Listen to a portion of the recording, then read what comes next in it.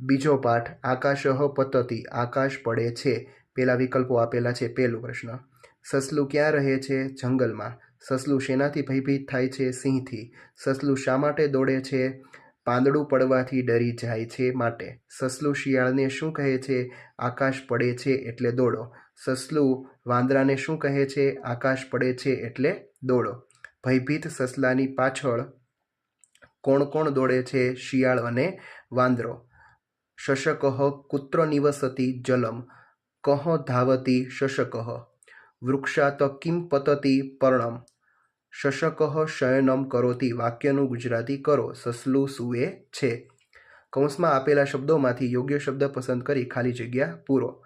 વને એકઃ શશકઃ નિવસતિ, શશકઃ ભીતઃ ભવતિ, શૃગાલઃ આગચ્છતિ, શશકઃ કિમપી ન વદતિ, સિંહઃ હસતિ.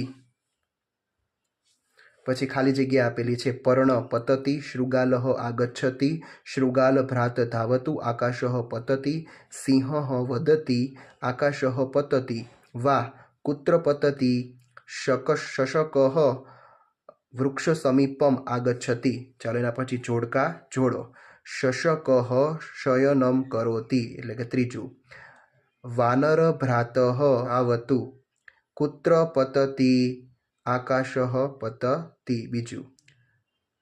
શૃગાલઃ અનુધાવતિ. નીચેના દરેક પ્રશ્નના ઉત્તર એક વાક્યમાં ગુજરાતીમાં લખો. સસલું ક્યાં રહેતું હતું? સસલું જંગલમાં રહેતું હતું. સસલું શા માટે ભયભીત થઈ જાય છે?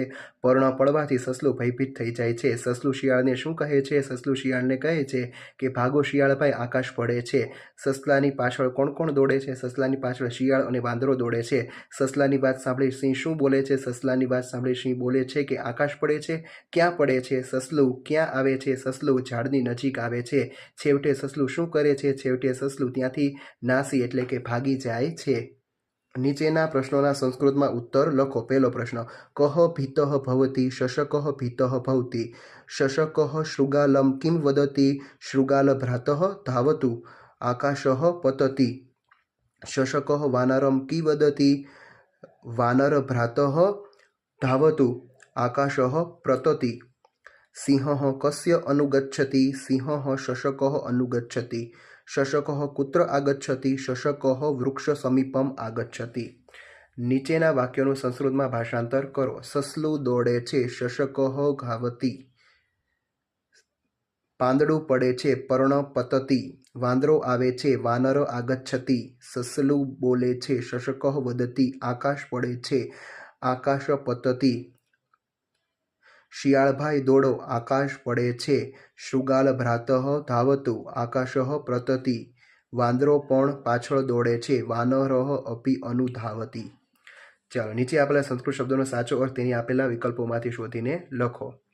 ભીતઃ એટલે ડરેલો, શશકઃ એટલે સસલું, કુત્ર એટલે ક્યાં, ધાવતુ એટલે દોડો, પલાયનમ એટલે ભાગી જવું, વદતિ એટલે બોલે છે, ભ્રાતઃ એટલે ભાઈ અને શયનમ એટલે સૂવે છે. નીચે આપેલા સંસ્કૃત શબ્દોના સાચા સમાનાર્થી શબ્દો શોધીને લખો.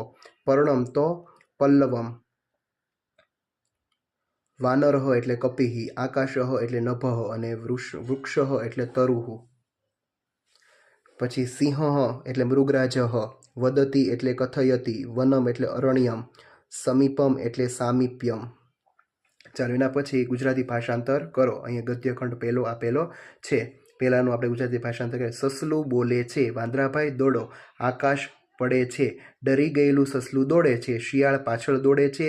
વાનર પણ પાછળ દોડે છે. સિંહ આવે છે. ચાલો બીજા ગદ્યખંડનું ભાષાંતર જોઈએ. સસલું ઝાડની નજીક આવે છે. સિંહ બોલે છે. આકાશ ક્યાં પડે છે? સસલું કંઈ પણ બોલતું નહીં. સિંહ હસે છે. સસલું નાસી જાય છે. અહીં તમારો બીજો પાઠ પૂરો થાય છે. Thank you.